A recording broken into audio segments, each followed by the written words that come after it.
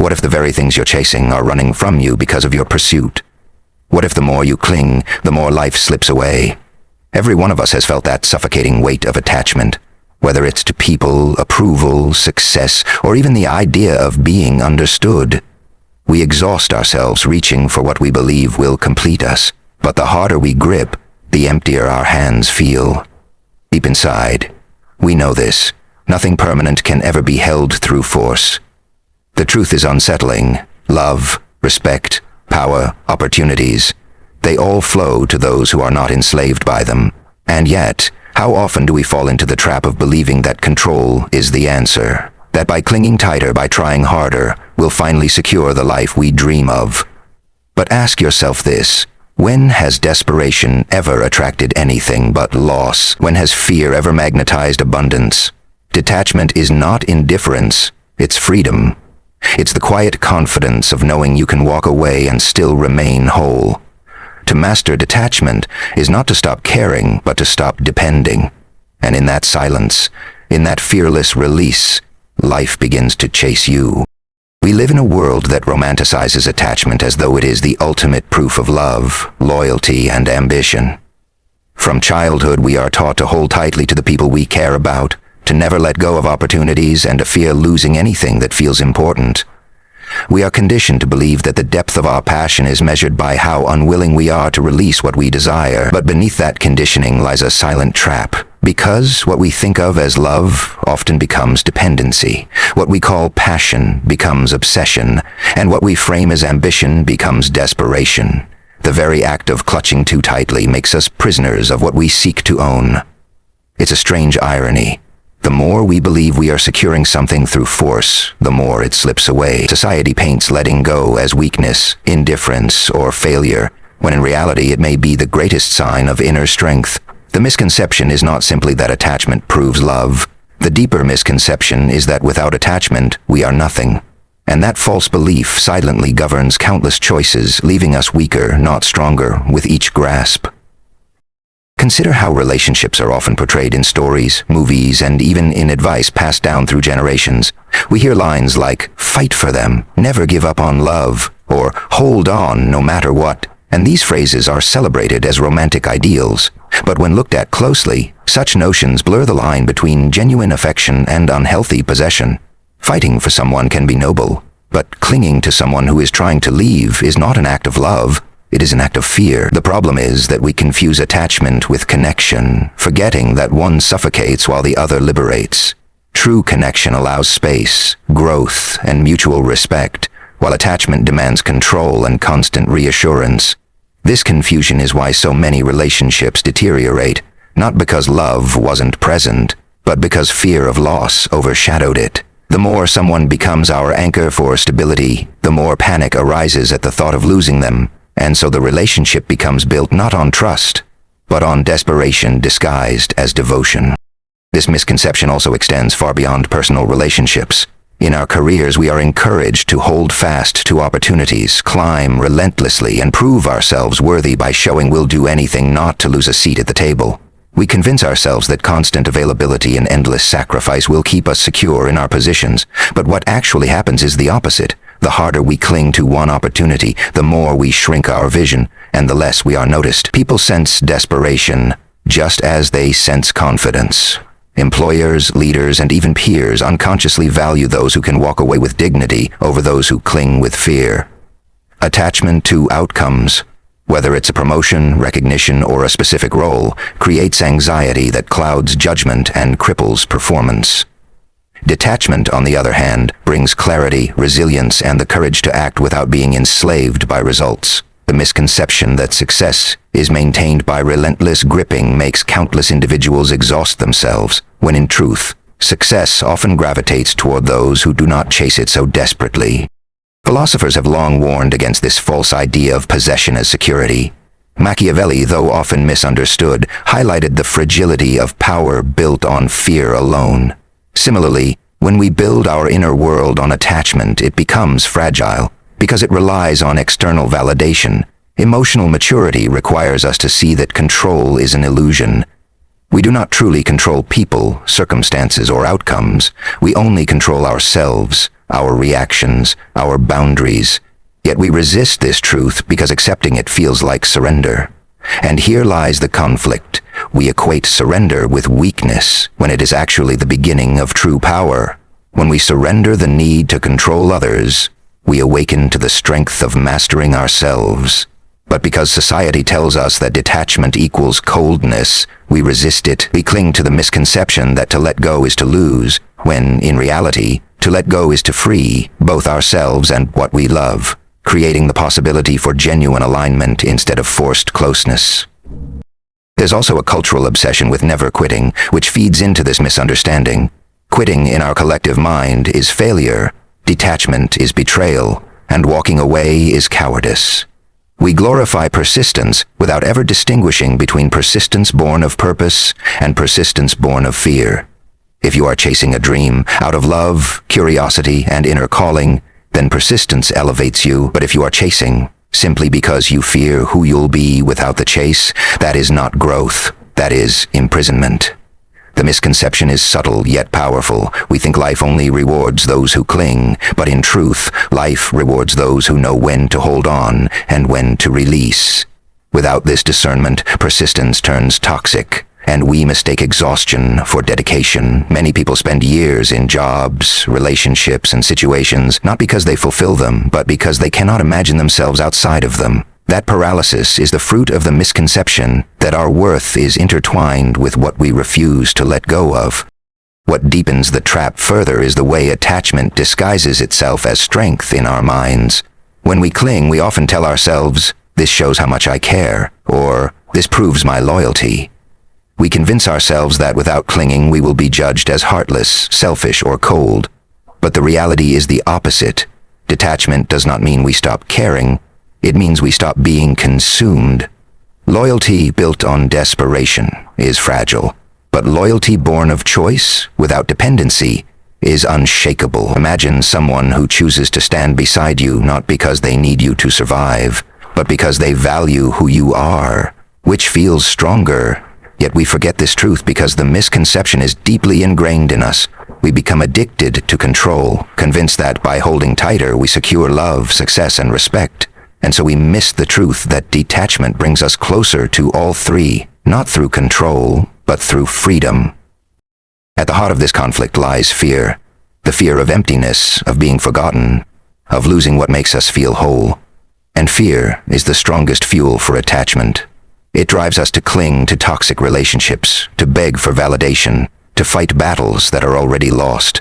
Fear convinces us that we are nothing without the things we hold on to, that our identity would dissolve without them. This is the ultimate misconception, that we are incomplete on our own. Detachment challenges that fear. It demands that we face the silence of being alone, the unknown of walking away, the possibility of being misunderstood. And because this feels unbearable, most of us prefer the illusion of control. But illusions always break, and when they do, the pain feels worse because we resisted the truth for so long. Detachment is not the absence of love or ambition. It is the refusal to let fear dictate love or ambition. And until we see through the misconception, we remain trapped in a cycle of holding on so tightly that we strangle the very life we seek to protect. Think back to those nights when you lay awake, staring at the ceiling, replaying moments in your mind of the times you reached too hard for someone's affection. You sent the extra message, wrote the extra apology, bent yourself into shapes that never felt natural, all in the hope that someone would notice. And yet, they didn't. Or maybe they did. But their response was lukewarm, indifferent, and it cut deeper because you had given them the rawest parts of yourself.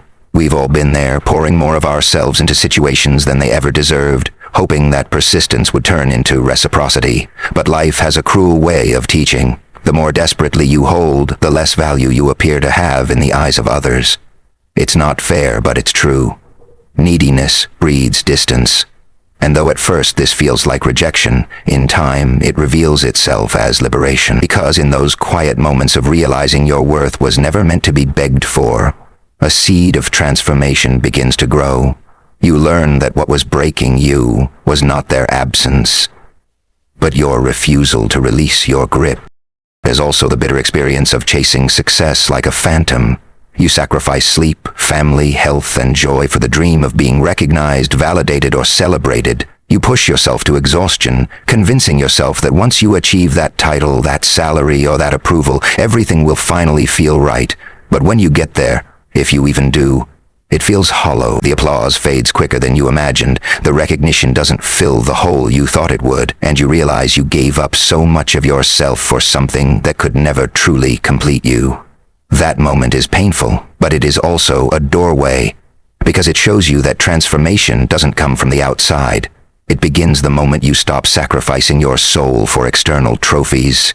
The most powerful shift happens when you redefine success not as something others give you, but as something you embody in the quiet dignity of self-respect. And that is when you discover that detachment from outcomes doesn't make you less driven, it makes you unstoppable. Relationships, though, are where this lesson cuts the deepest. How many times have we all mistaken attention for love, or silence for punishment? We contort ourselves into the versions we think others will cherish, editing our words, shrinking our needs, hiding our true feelings just to be accepted. And still, it never feels enough. That gnawing emptiness creeps in, and the harder you try to win approval, the faster it slips away. But then something extraordinary happens. You stop. Not out of anger, not out of bitterness, but out of exhaustion and a faint whisper of self-awareness. You stop chasing, stop explaining, stop begging for love that must be coerced. And in that pause, a miracle takes place. The very people who once ignored you notice your absence. The silence that used to feel unbearable now becomes your power, and whether they return or not no longer defines you, because you've discovered that your worth was never supposed to be handed to you, it was always within. That realization is not just relief. It is rebirth. It is in these moments that transformation feels almost like irony. When you no longer run after others, suddenly they come running after you. When you no longer plead for recognition, suddenly you are recognized. When you stop bending to fit into a space, that space rearranges itself to accommodate you. Life, in its strange wisdom, responds not to desperation, but to dignity. Think about it. The colleague who never craves attention is the one people respect. The friend who is at peace with solitude is the one others want to be around. The partner who loves without clinging is the one who inspires lasting love in return. Transformation lies in realizing that energy is magnetic, and the kind of energy that draws the world toward you is not grasping, but grounded. The shift feels almost unfair at first, but it's only because we've spent so long believing the opposite. When you step into this space of calm independence, you don't just attract more, you attract better. There's also a social criticism here worth acknowledging. We live in a culture that constantly tells us to perform, to present ourselves in ways that appeal to others, to gather likes, followers, approval. Social media in particular magnifies this, making us feel like our worth depends on how many people are watching, clapping, or nodding in agreement. But the more you live for that digital applause, the emptier you feel once the screen goes dark. And yet, the opposite is equally true. When you begin to live authentically, when you detach from the illusion of constant validation, people notice you more deeply. They sense the difference between someone performing and someone simply existing in truth. That's the transformation that cuts through the noise of the world. You no longer compete for attention because your presence itself becomes undeniable. The irony of detachment is that it doesn't make you invisible. It makes you radiant. And once you taste that freedom, no number of likes, no applause, no validation could ever compare. On a more personal level, the transformation often begins in solitude. Imagine the silence after a loss, whether it's a relationship ending, a friendship fading, or a dream collapsing. At first, the silence feels unbearable, almost like punishment. But over time you realize that within that silence lies clarity. You hear your own thoughts again, feel your own emotions without distortion, and you begin to rebuild yourself without external interference. We begin to rebuild yourself without external interference. It's in solitude that you discover who you are when no one is watching, and that discovery is priceless. What once felt like loneliness slowly transforms into power, because you're no longer afraid of being unseen. You learn to enjoy your own company, to nurture your own growth, and that inner stability becomes unshakable. And once you reach that point, people sense it. They are drawn to it instinctively, because true independence is magnetic. The transformation is not about becoming untouchable, but about becoming whole. And when you are whole, everything else that enters your life becomes a choice, not a necessity.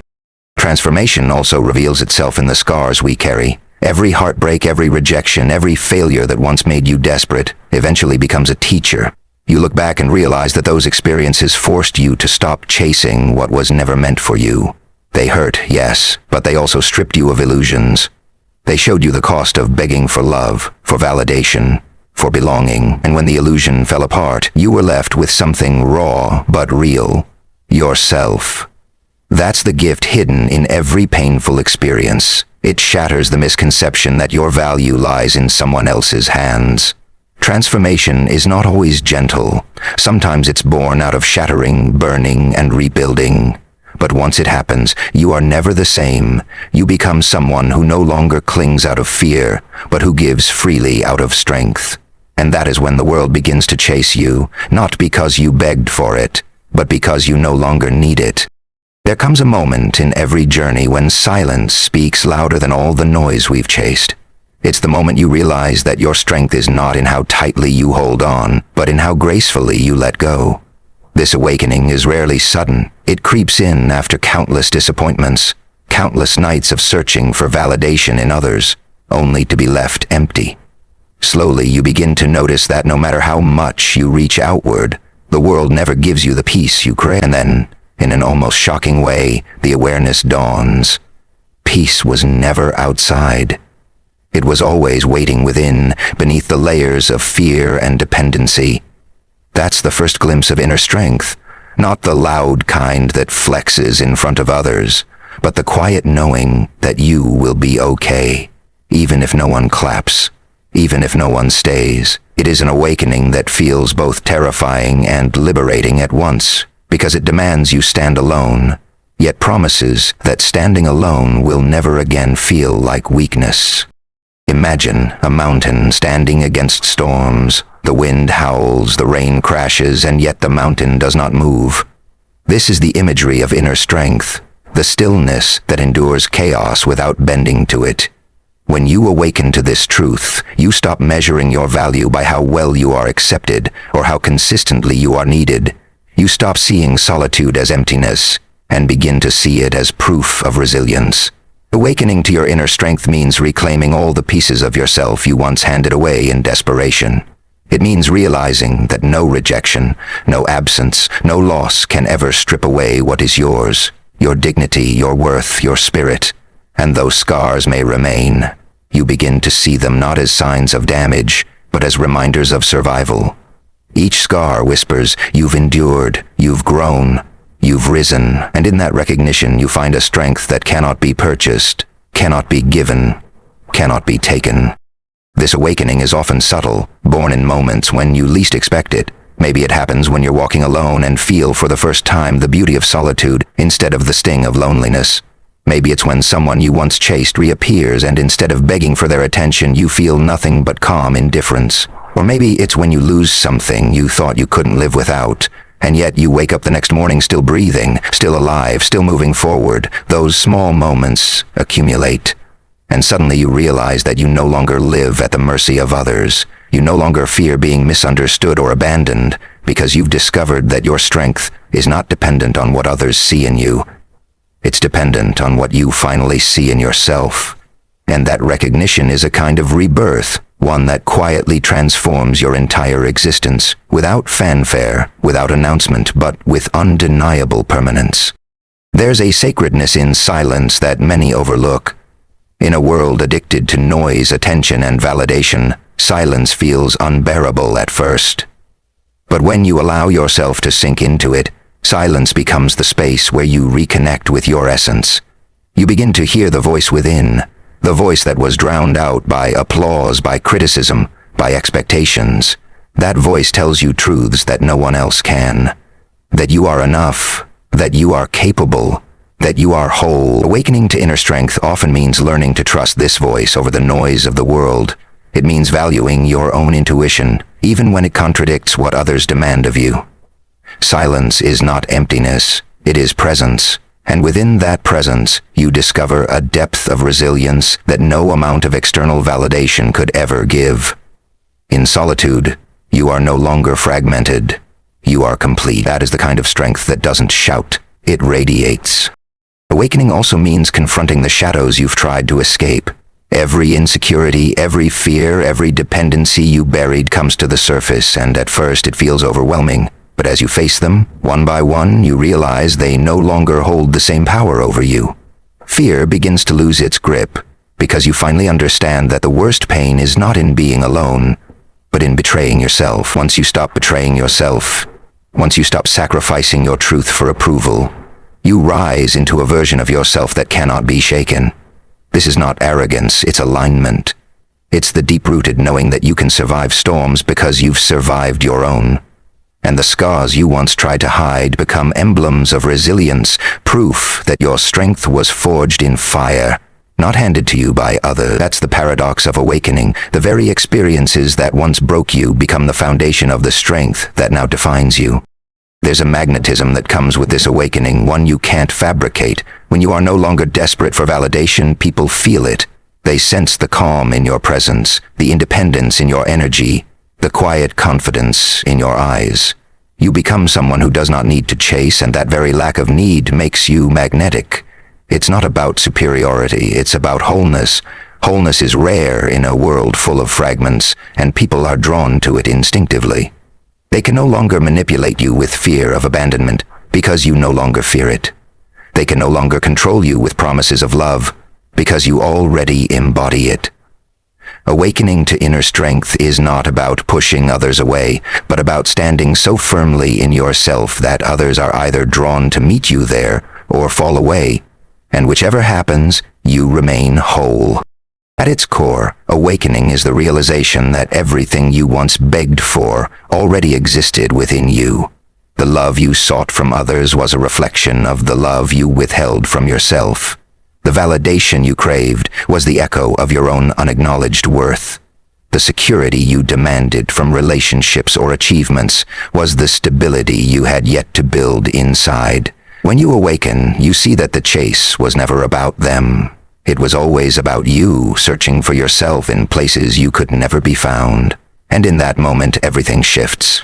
You stop running, stop clinging, stop performing. You begin to live, not for approval, not for applause, but for the sheer truth of being.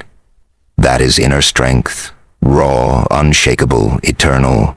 And once you awaken to it, you never see the world the same way again. The most powerful revolutions are never loud, never chaotic, never dependent on masses rising in the streets. They happen quietly, deep within the soul of an individual who finally chooses to awaken.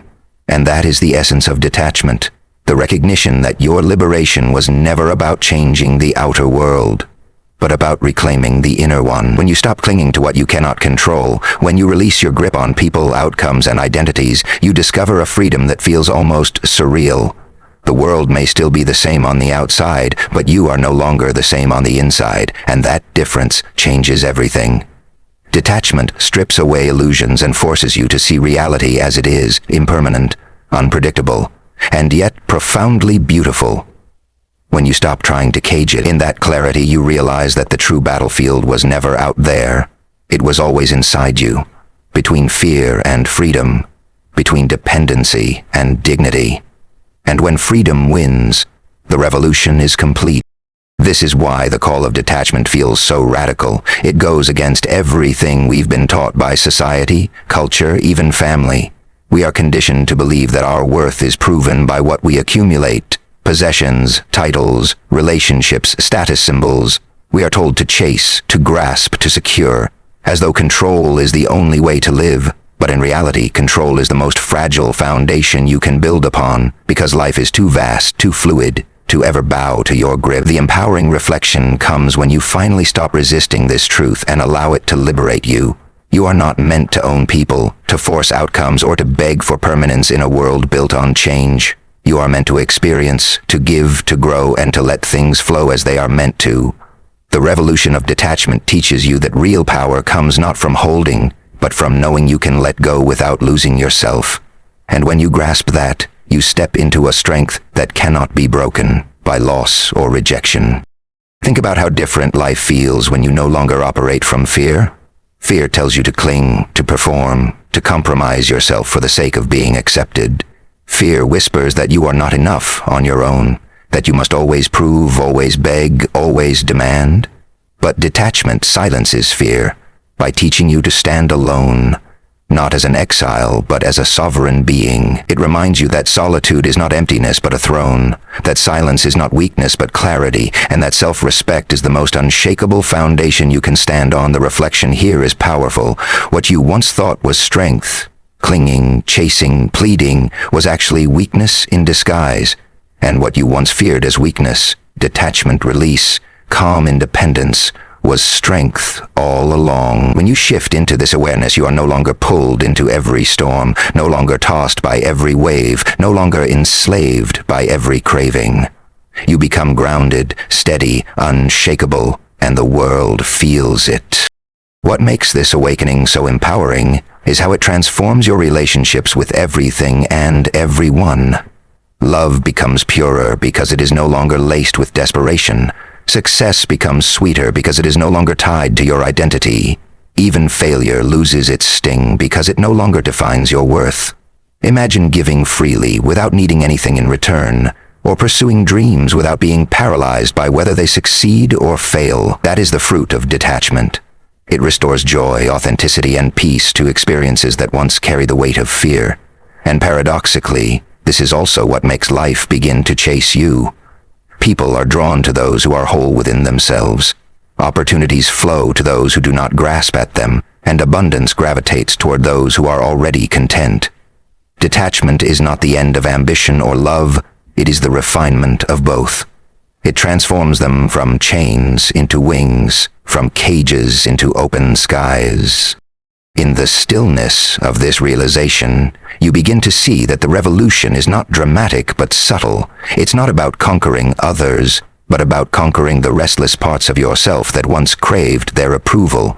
It's not about silencing the world, but about quieting the noise within you that demanded so much from it. When you detach, you don't become less, you become more.